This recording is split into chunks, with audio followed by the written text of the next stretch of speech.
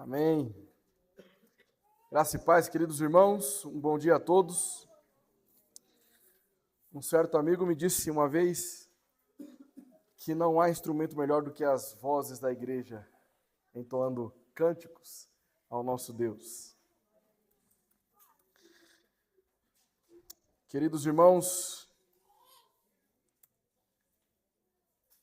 eu já estava quase sendo chamado de o discípulo de João, né? De tantas vezes que nós fizemos aqui exposições no Evangelho de João. Graças a Deus, finalizamos os 21 capítulos e agora iniciaremos mais uma jornada.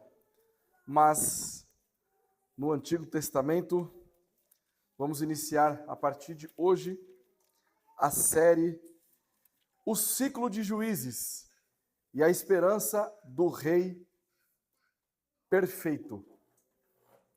Ok? Vamos orar mais uma vez? Senhor nosso Deus, amado Pai, graças te damos pela tua misericórdia e pelo teu amor. Que nesta manhã, por meio do sangue do teu Filho amado Jesus Cristo, que foi vertido naquela cruz em favor de nós, possamos prestar um culto de louvor e adoração ao teu santo nome. Nós nos alegramos na tua presença. Em nome de Jesus. Amém.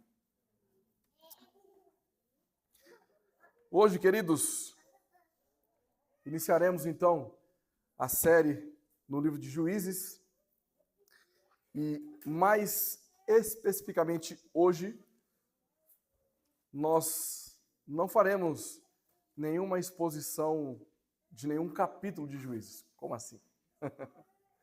Vamos iniciar ou não vamos iniciar?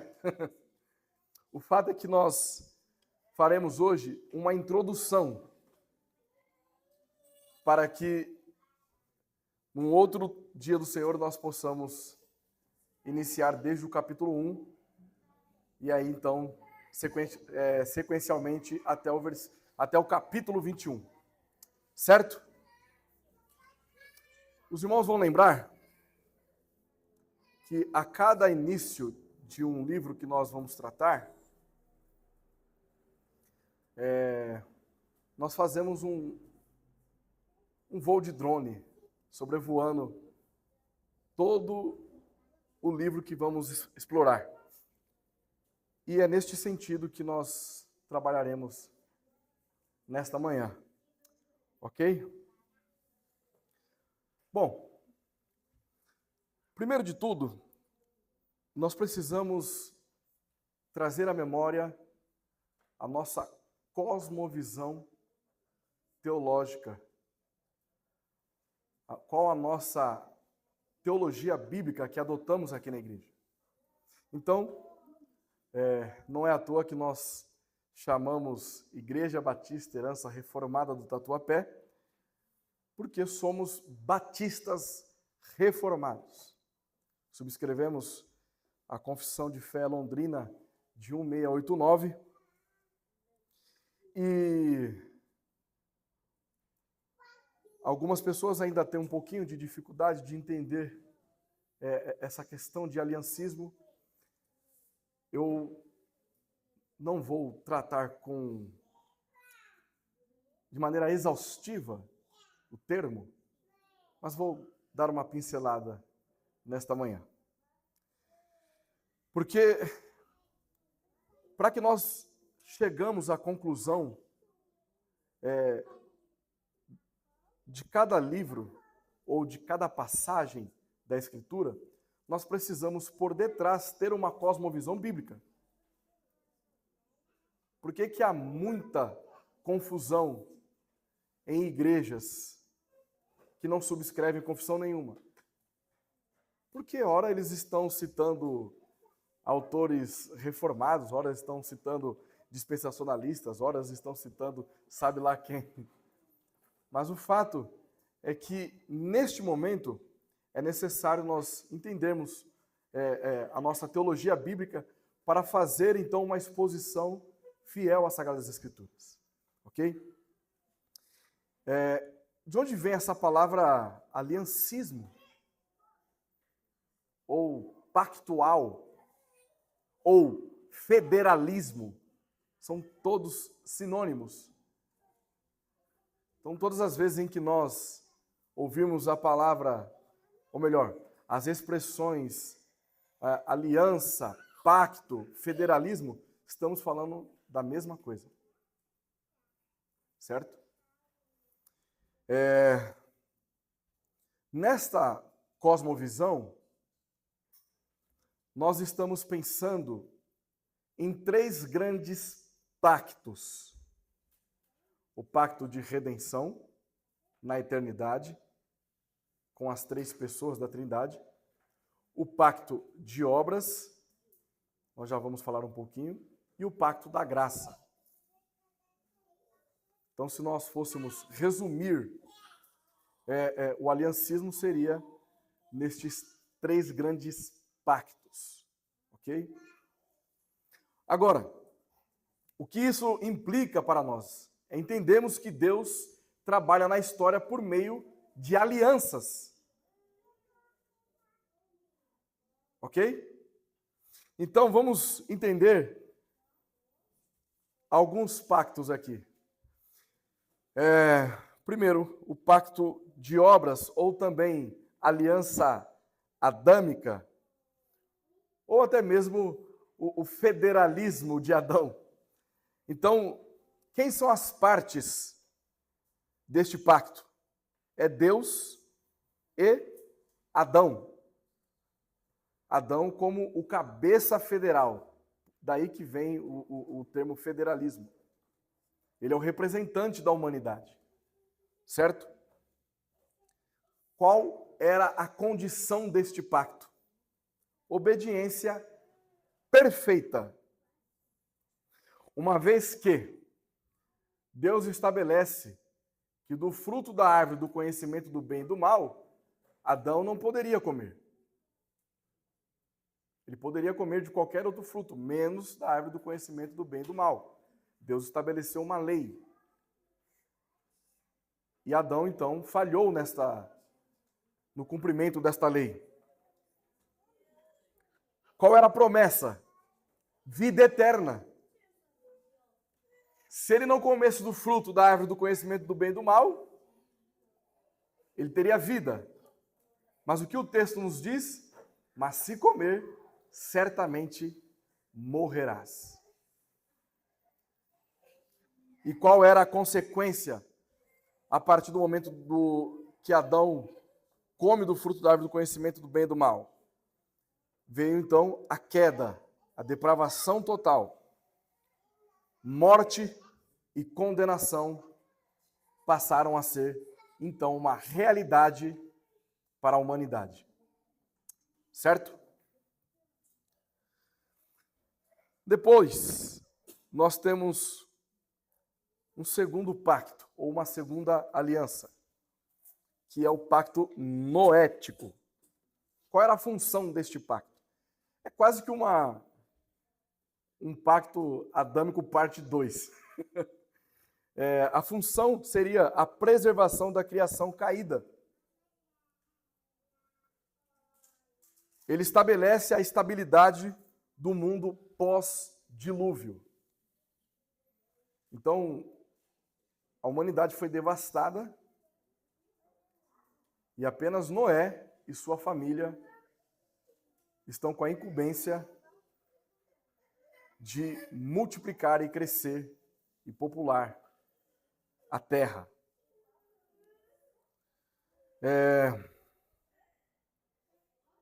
Então, Noé seria, neste pacto, o cabeça federal. Certo? Qual a natureza deste pacto? Era uma promessa incondicional de preservação da ordem natural. A referência disso aqui que eu estou falando é em Gênesis capítulo 8, versículo 20 e capítulo 9, versículo 17. Certo? Vamos ao terceiro pacto. Nós chamamos de pacto abraâmico ou aliança abraâmica. Não se esqueçam disso, tá? Qual era a função? A instituição do povo de Deus e do reino de Israel. Ele promete terra e descendência e bênção para Abraão. Logo, o cabeça federal deste pacto é Abraão. Qual a natureza? A natureza dele é um pouco mista, vamos colocar assim. Ele contém promessas incondicionais e sanções condicionais.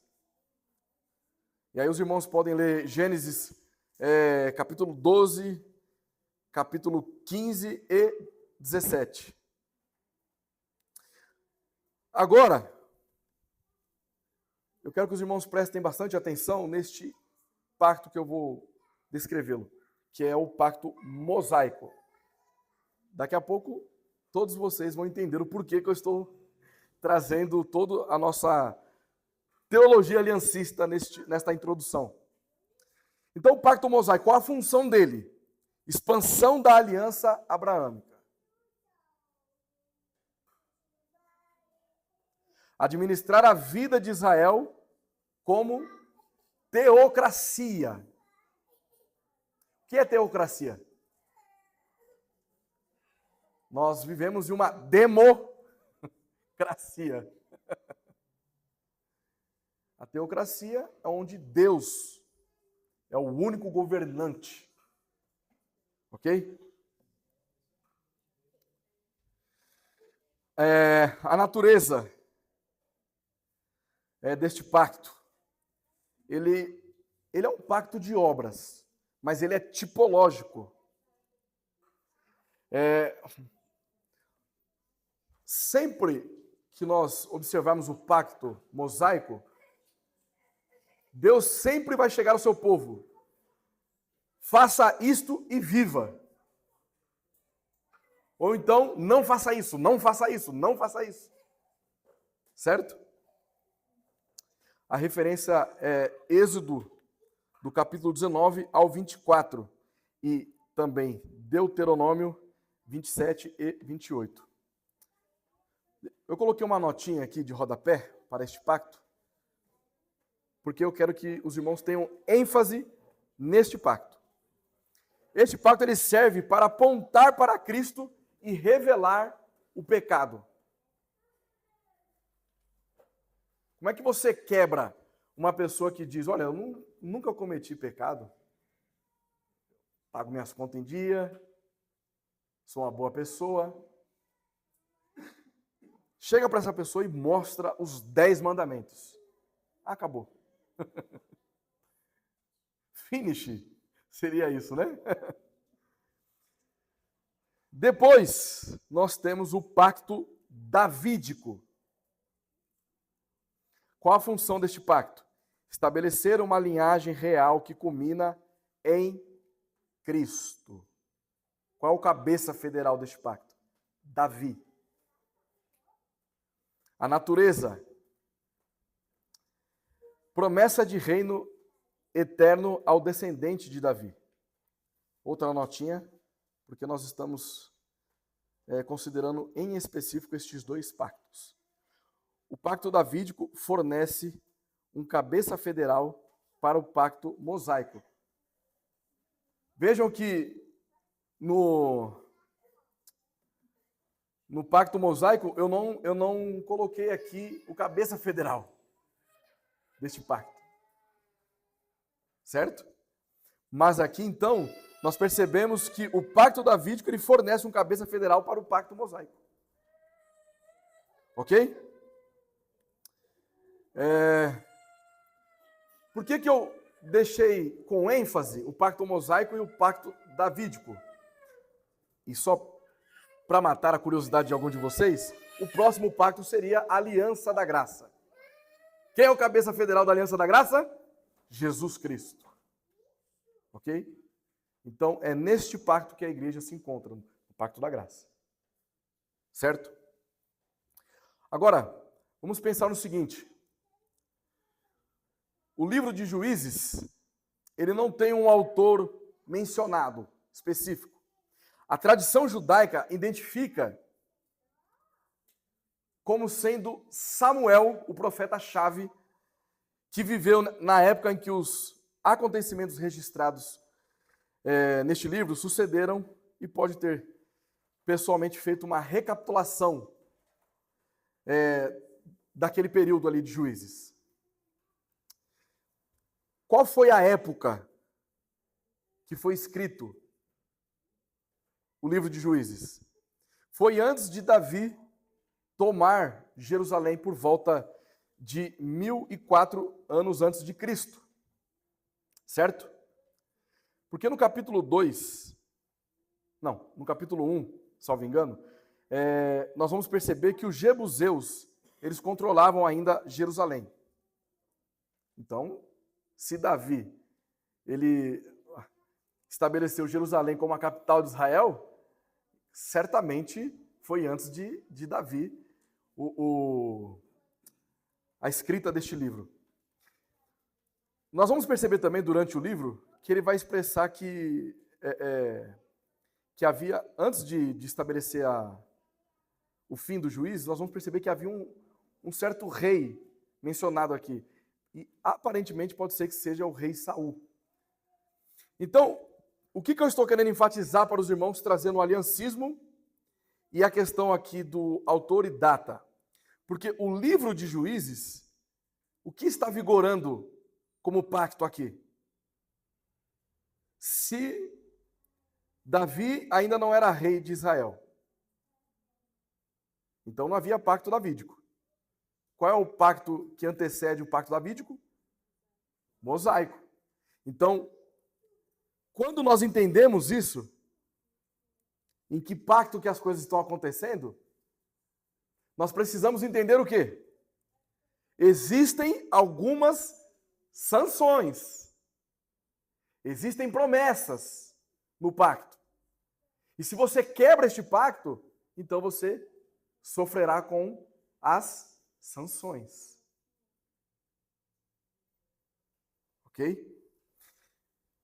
E nós vamos entender a partir de agora. Então, para fazer um resumo geral do livro de Juízes, eu dividi em 4 partes aqui, principais. O ciclo de Juízes, os juízes de Israel, a falha dos juízes e a esperança do rei perfeito. Certo? Vamos fazer uma leitura que é o resumão de todo o livro. Vamos lá, em Juízes capítulo 2, dos versículos 10 ao 23.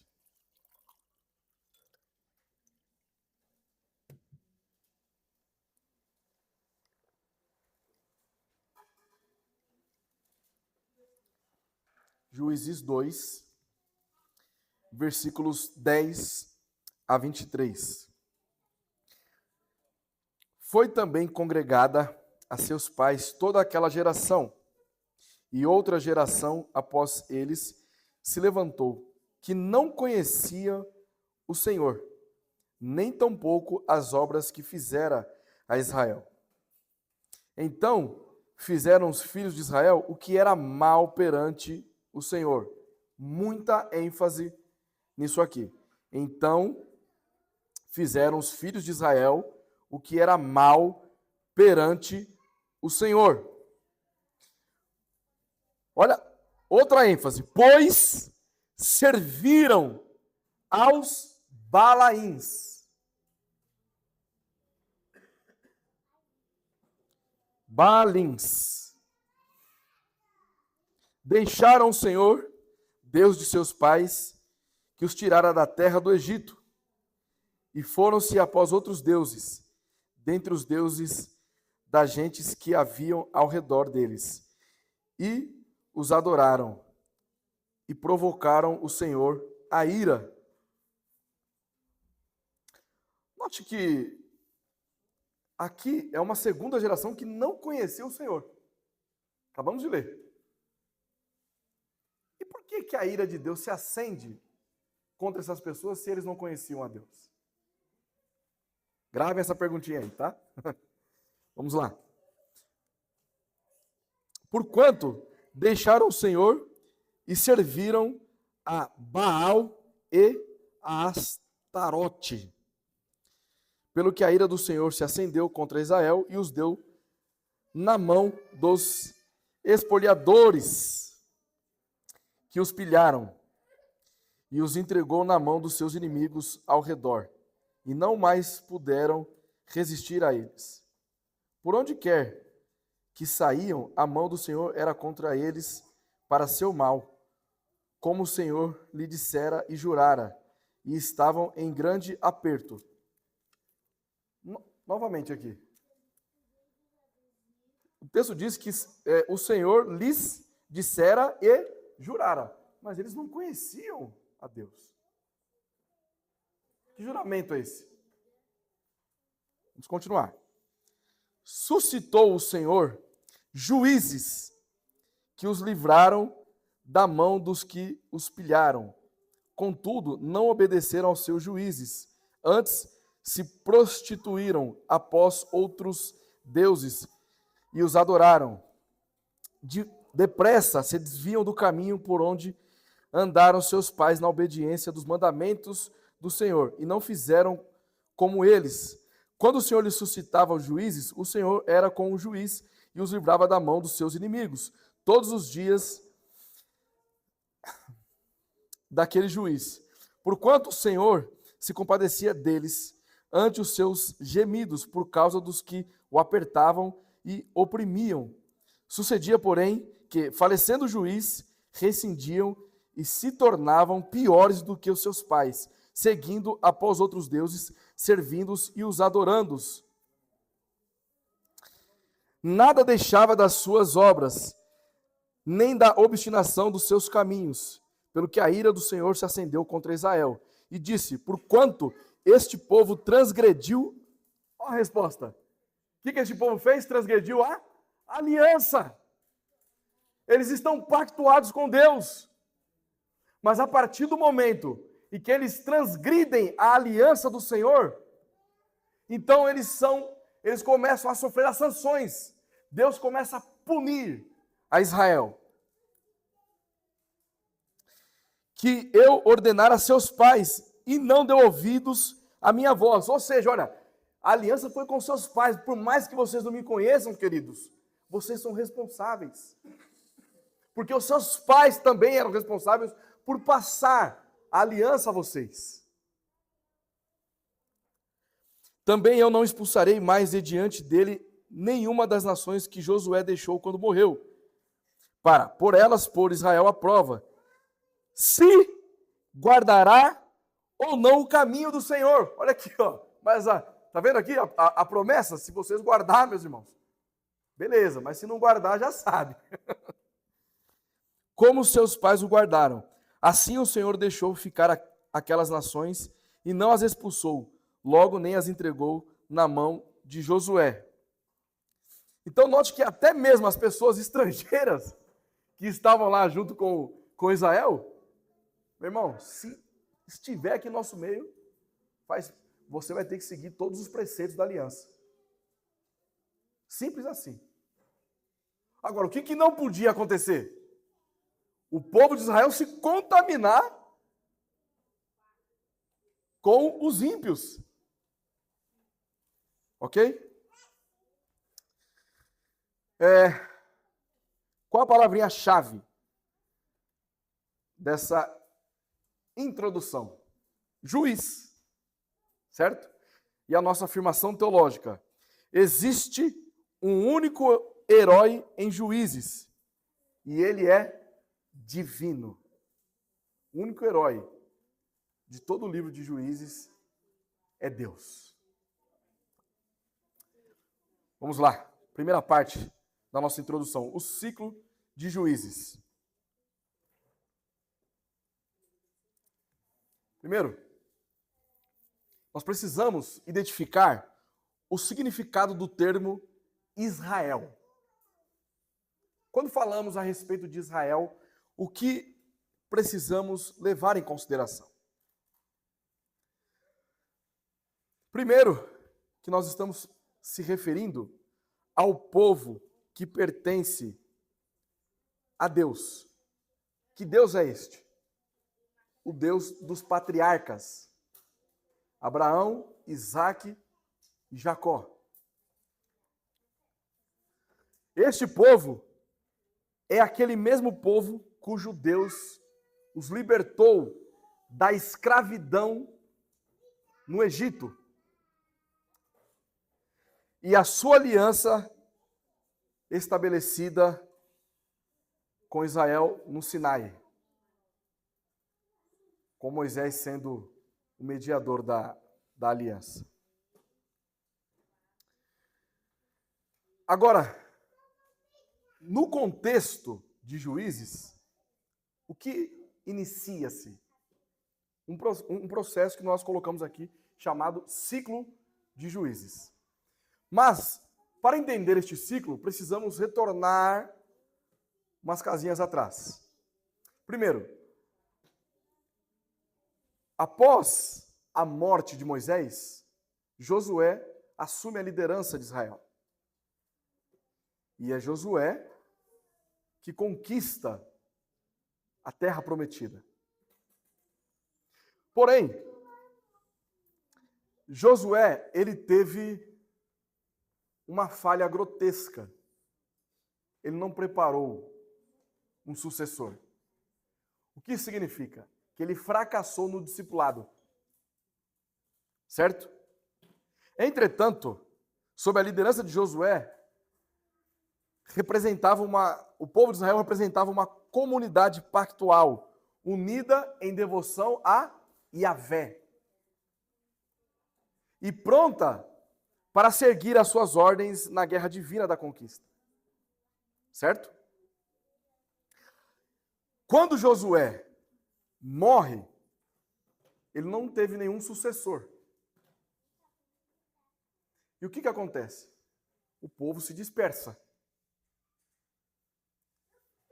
Lembrando que Israel, quando nós falamos em Israel, estamos falando das 12 tribos.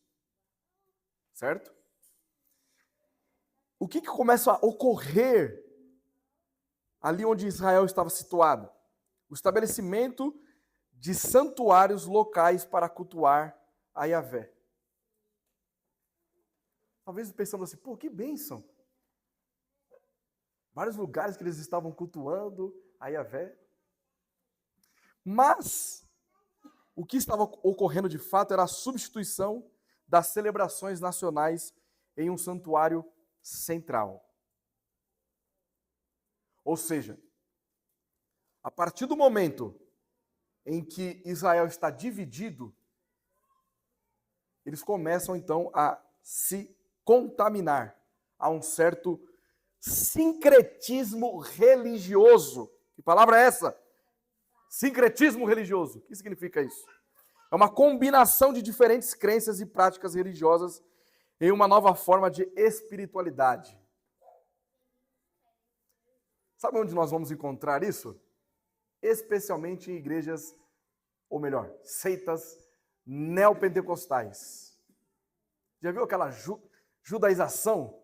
Aí você tem a Arca da Aliança, cajado de Moisés, as tábuas de Moisés. Isso é um sincretismo religioso. Misturada a teologia com o catolicismo romano, uma loucura.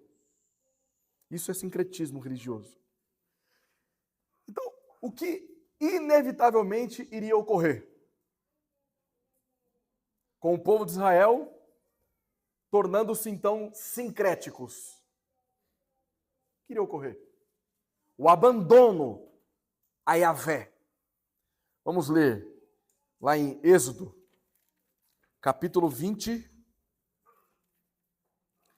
versículos 4 a 6.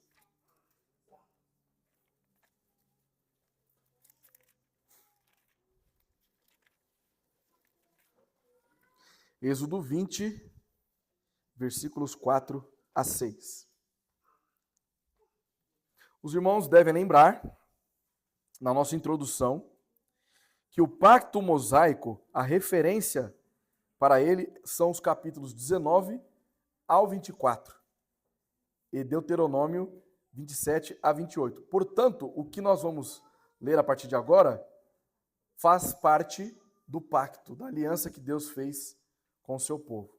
Ok? Vamos lá. Êxodo 20, dos versículos 4 a 6. Não farás para ti imagem de escultura, nem semelhança alguma do que há em cima nos céus, nem embaixo na terra, nem nas águas debaixo da terra. Não as adorarás, nem lhes dará culto, porque eu sou o Senhor teu Deus, Deus zeloso, que visito a iniquidade dos pais nos filhos até a terceira e quarta geração daqueles que me aborrecem, e faço misericórdia até 1000 gerações daqueles que me amam e guardam os meus mandamentos. Eu havia dito que o povo de Israel se tornou, então, sincrético. Mas vamos entender agora o que ocorre na quebra dos pactos. Primeiro, nós temos ali a aliança adâmica, onde Deus havia dito: você pode comer de toda a árvore, meu querido Adão, menos da árvore do conhecimento do bem e do mal. Deus estabeleceu uma ordem. Mas Eva, influenciada pela serpente, influenciou o seu marido Adão. Ambos comeram do fruto e pecaram contra Deus. Sobretudo, a responsabilidade é de Adão, que é o nosso representante. Ele é o cabeça federal. Quantos pecados Adão teve que cometer para que ele fosse expulso do Éden? Um único pecado. É a quebra do pacto. Na sequência, nós temos o pacto noético. Qual era a função deste pacto que eu havia dito? A preservação da criação caída. Então eles tinham que crescer e se multiplicar, certo?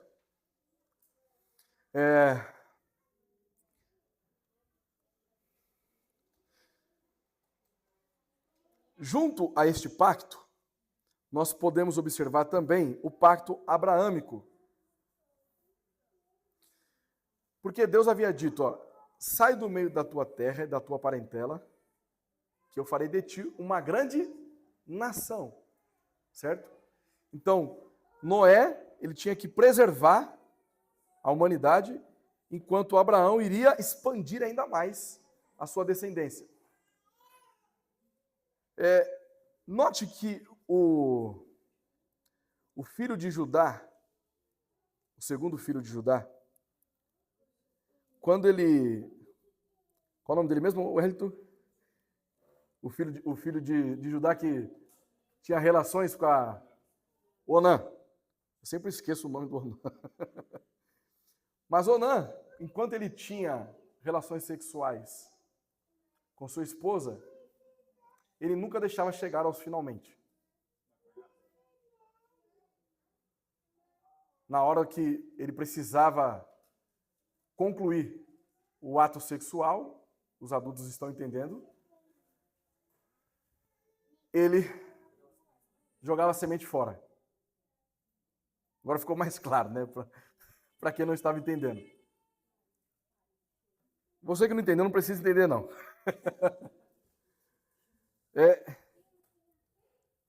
Ele estava impedindo a preservação da humanidade. Ele estava impedindo o que Deus havia dito para Abraão: olha, farei uma grande nação. Era uma única pessoa que estava cometendo isso. Pelo menos relatado aqui na Escritura.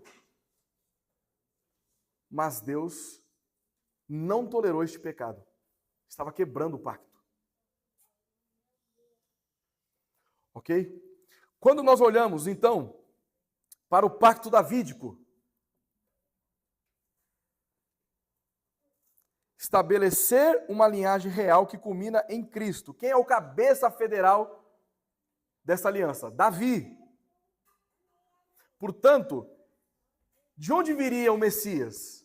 da linhagem de Davi. Por isso que ele é chamado Jesus, filho de Davi. Quando o reino é dividido, nós temos o reino do norte e o reino do sul, certo? Onde ficavam lá as 10 tribos de Israel, e do outro lado, Judá, Benjamim e os levitas, certo? Por que que em Israel nenhum rei foi bom? Todos os reis foram maus. Porque eles estavam em rebelião contra o pacto estabelecido. A aliança de Deus era com Davi. Qualquer rei que fosse levantado fora da linhagem de Davi estaria em insubmissão a Deus, portanto, quebrando o pacto. Percebem as consequências? Vamos olhar o pacto da graça. Quem é o cabeça federal? Cristo. Todos aqueles que estão fora de Cristo estão em rebelião contra Deus. Então, eu estou explicando para os irmãos para que fique mais fácil a nossa compreensão de quando nós estamos lendo um texto, a necessidade de saber onde nós localizamos que ele se encontra, em qual pacto ele está, para que nós evitamos de cair em heresia. Aqui, neste momento, Deus havia estabelecido com o povo de Israel: não farás para ti imagem de escultura, nem prestará cultos a outros deuses. E agora, o que nós estamos percebendo é que os juízes aqui, o povo de Israel, estavam tornando-se então sincréticos. Eles acreditavam no Deus de Israel, mas ao mesmo tempo eles adoravam outros deuses, como nós lemos, Baal, Asterote. Ok? Então, inicia-se o ciclo. Qual é o ciclo de Israel? De juízes. Israel abandona Deus, Deus pune, permitindo derrota e subjugação militares. Israel ora clamando por libertação, Deus levanta juízes, ou às vezes líderes militares locais, que derrotavam os opressores. Este ciclo vai se repetir muitas vezes aqui no livro de Juízes.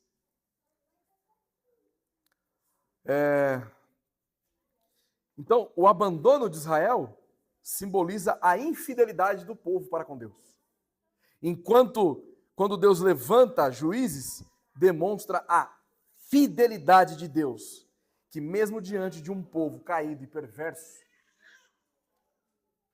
na sua teologia, ele ainda preserva o seu povo. Deus jamais abandonará alguém pela qual ele comprou. Por isso que, em certas circunstâncias, um crente, um eleito do Senhor, ele pode estar tendo comportamento de ímpio por um certo período. Mas Deus sempre chamará o seu povo ao arrependimento. Ninguém que está no pacto da graça, olha a importância de nós sabermos sobre isso. O pacto da graça é uma aliança incondicional, porque não depende de nós, depende da obra de Cristo. Então, todos aqueles que estão neste pacto, se não depende deles serem salvos, também não depende deles perder a salvação. Por isso que nós não cremos em perca de salvação. Todos aqueles que fazem parte de Cristo, estão unidos a Cristo, eles vão permanecer até o fim. Ainda que eles possam ter um momento de crise teológica, ainda que eles possam passar por um momento agindo de maneira contrária às Escrituras, sempre Deus chamará o seu povo ao arrependimento. Ok? E aqui não foi diferente.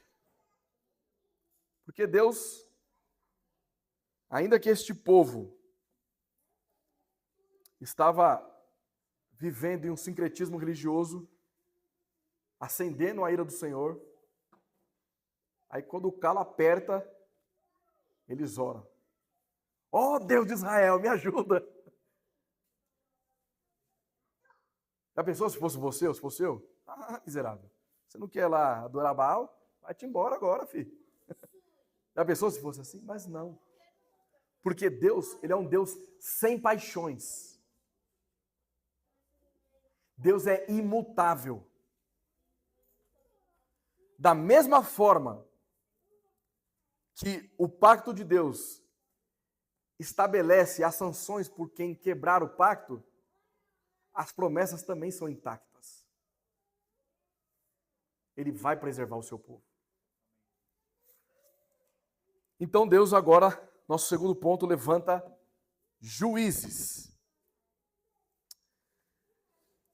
Vejam, meus irmãos, esse título juízes deriva da nossa tradução Vulgata, certo? O que significa isso? Nós tivemos, a escritura ela foi, desculpa a redundância, a escritura foi escrita em hebraico, aramaico e grego no Novo Testamento, certo? A primeira tradução que nós tivemos é chamada de Septuaginta, que é a tradução do hebraico para o grego, naquele período de helenização, na época do Alexandre o Grande. Ok? Depois, toda a Bíblia, ela foi traduzida para o latim, São Jerônimo. Essa Bíblia traduzida para o latim ficou conhecida como Vulgata. E é a partir dela que nós temos esse título, juízes. Porque, na verdade, nenhum dos indivíduos que nós identificamos como juízes, de fato é identificado como um juiz. Portanto, o verdadeiro juiz que nós vamos tratar aqui é Deus. Ele é o verdadeiro juiz. Esses homens e uma mulher, que nós vamos trabalhar bastante aqui, na verdade eles são libertadores. Certo? Então, bom, mas eu não vou ficar falando aqui de libertador. Eu vou falar juízes como está traduzido aqui para nós. Portanto, 13 juízes são identificados no livro. E eu quero destacar aqui os principais. Não vou destacar todos, porque senão não daria nem tempo. Nós ia ficar aqui até... e nós vamos trabalhar bastante, então... Qualquer 2 anos aí nós vamos terminar as exposições. Nós demoramos 2 anos, não foi? Em João? Pois é, eu não estou com pressa agora. Então, Otiniel, o primeiro juiz de Israel, ele foi vitorioso sobre um rei da Mesopotâmia, muito poderoso, diga-se de passagem. E Otiniel, ninguém dava nada para ele. Na verdade, meus irmãos, a compilação desses juízes aqui poderia ser dita também que são juízes improváveis. Primeiro que as circunstâncias para eles enfrentarem os povos inimigos era bem difícil. Além do mais, nenhum deles foi fiel a Deus. Eude, segundo juiz de Israel, trouxe 80 anos de paz a Israel. E aí nós temos também Débora, uma profetisa e única juíza de Israel.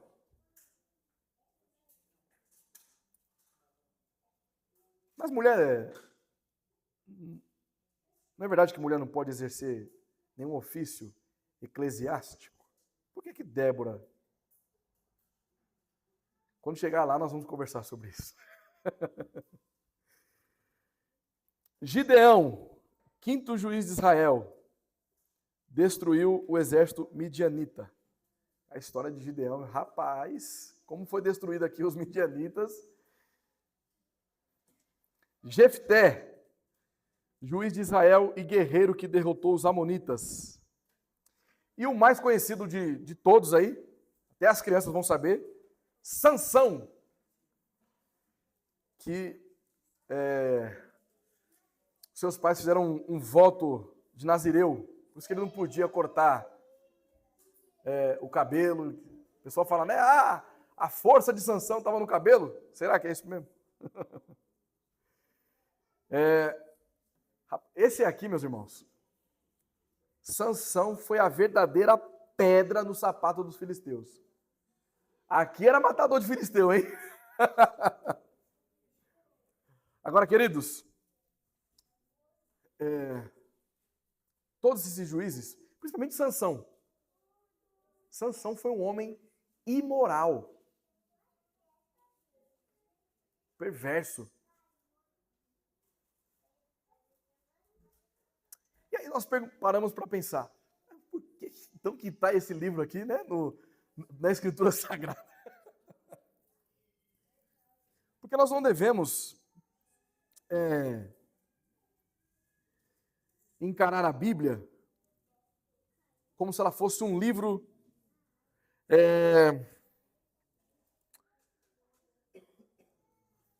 na sua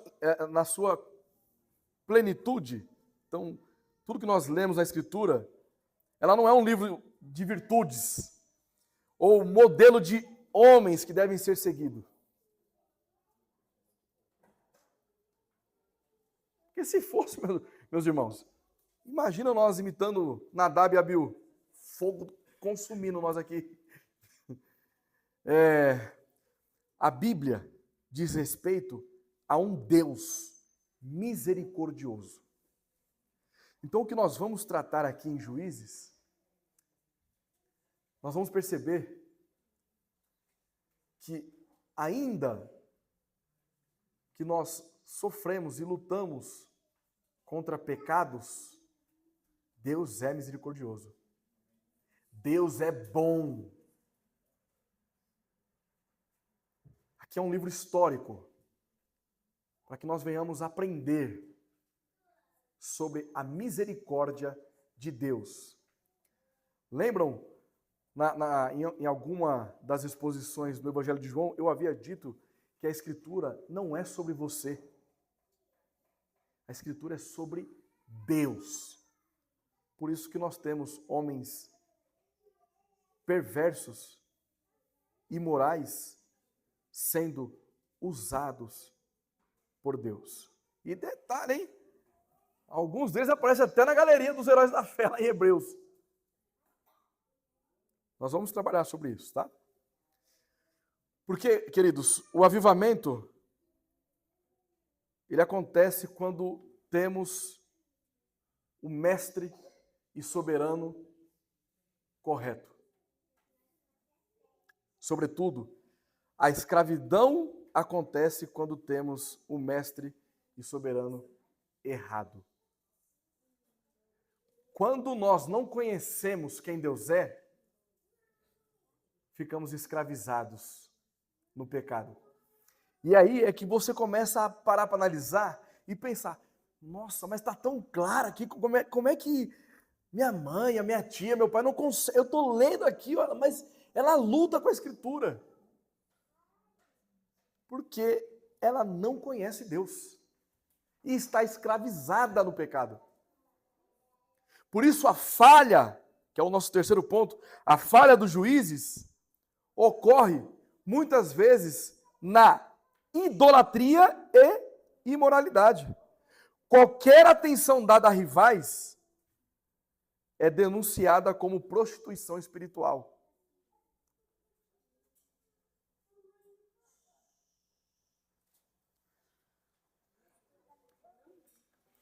Vejam em Juízes, capítulo 21, lá no final, último capítulo, versículo 25. Nós vamos ler o resumo de Juízes. Juízes 21, 25.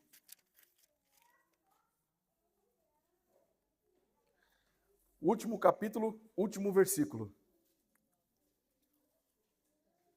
Olha o que o texto diz. Naqueles dias, não havia rei em Israel. Cada um fazia o que achava mais reto. Essa é a condição do povo de Israel e dos juízes. Nós vamos... Jefté foi um juiz que nem sequer conhecia Deus. Olha que loucura isso, né? Agora, por isso que nós, quando afirmamos que Deus é fiel, não estamos dizendo que Deus é fiel a nós. Por consequência, nós somos atingidos pela fidelidade de Deus.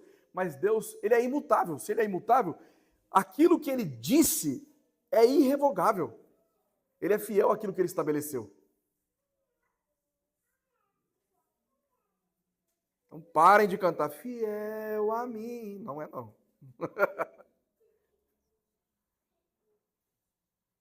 Por consequência, somos alcançados pela fidelidade de Deus. Ele é imutável. O que ele disse, não sei nem se existe essa expressão aqui, mas ele não pode desdizer. Existe ou não essa expressão? Então eu inventei agora. Ele não pode desdizer o que ele havia dito. Certo? De vez em quando eu invento umas palavras aqui, meus irmãos.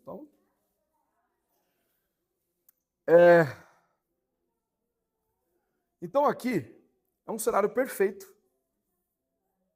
para a esperança de um rei perfeito. Juízes, capítulo 13 agora, meus irmãos, e versículo 5.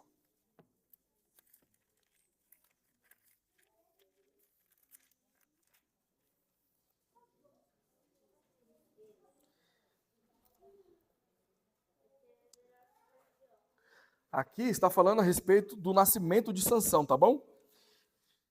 Porque eis que tu conceberás e darás à luz um filho, sobre cuja cabeça não passará navalha, porquanto o menino será nazireu, consagrado a Deus desde o ventre de sua mãe. E ele começará a livrar a Israel do poder dos filisteus. Agora, imediatamente, vamos lá para Mateus capítulo 1.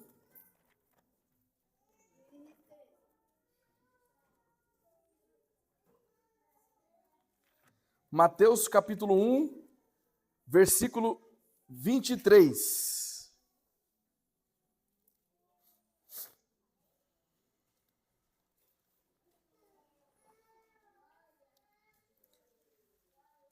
Eis que a virgem conceberá e dará à luz um filho, e ele será chamado pelo nome de Emanuel, que quer dizer Deus conosco. Agora, capítulo 2, versículo 23 também.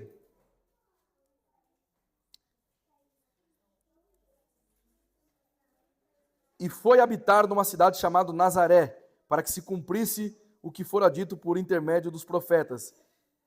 Ele será chamado Nazareno. Então notem que a própria libertação dos filisteus nas fortes e poderosas mãos ali de Sansão, que era um homem muito valente, ela tipifica o que o supremo rei de toda a terra iria fazer. Não mais nos preservar contra o pobre exército dos filisteus. Mas agora nós somos blindados pelo sangue de Cristo de toda e qualquer corrupção. Nós pertencemos a Cristo, igreja. Portanto, na nova aliança de Deus, Ele nos chama graciosamente a um relacionamento pactual. Se na aliança mosaica era uma aliança de obras, agora nós estamos em uma aliança graciosa. Que aquilo que nós não podemos fazer, Cristo fez em nosso lugar. Este relacionamento é evidenciado pela incondicionalidade para o povo de Deus. Deus é zeloso, Ele não tolera rivais. Portanto, o crente não pode servir a dois senhores. Nós somos povo exclusivo de Deus. A Ele é a nossa adoração. Glória a Deus. Então, em Juízes, uma vez que todos eles quebraram o pacto, em alguns momentos eles vão assumir até glória para si mesmo, quando liberta o povo. Sobretudo, qualquer coisa positiva encontrada na igreja é obra de Deus. Ah, que bênção a pregação! Deus que capacitou o preletor. Nossa, que igreja! Deus. Glória somente a Deus. Portanto, meus irmãos, nós vamos discorrer nessa maravilhosa jornada, aprendendo sobre a salvação de Deus.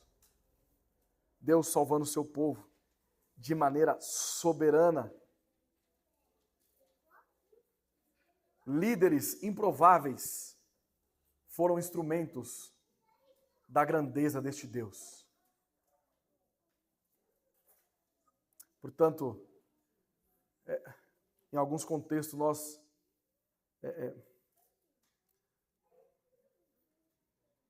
ainda que seja correto,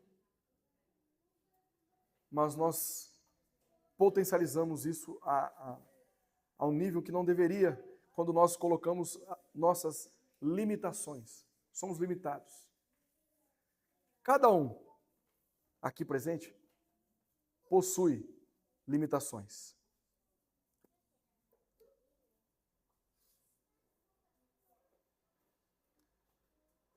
Eu não sou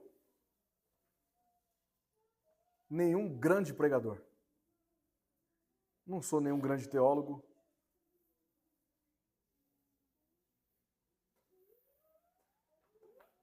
Não sou a pessoa mais culta dessa igreja.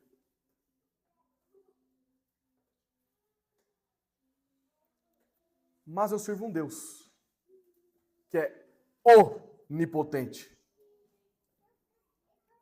É a graça dele que me capacita constantemente para fazer aquilo que eu não seria capaz. Assim como todos vocês, que na fraqueza Deus revela a sua força. Porque é Ele quem nos chamou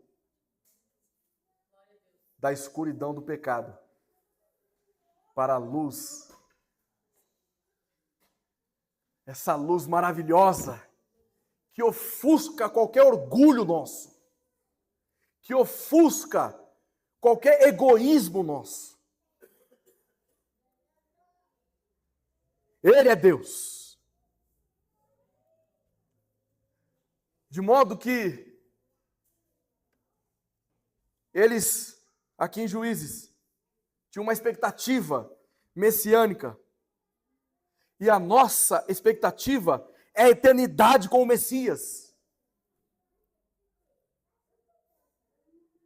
Eles necessitavam de líderes consagrados.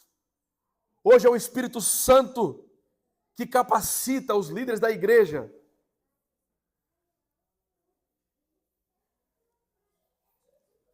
O livro de Juízes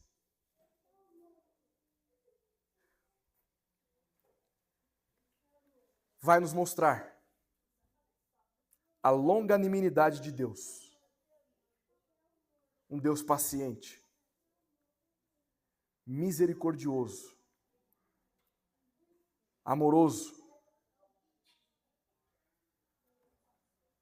que em todas as épocas ele teve o seu remanescente, o seu povo escolhido. E ele jamais desamparou o seu povo. Portanto, queridos, o propósito de nós trabalharmos neste livro, destruir ídolos,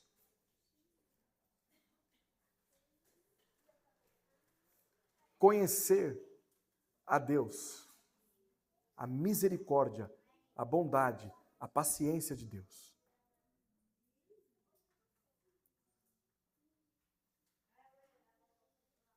Nós vamos compreender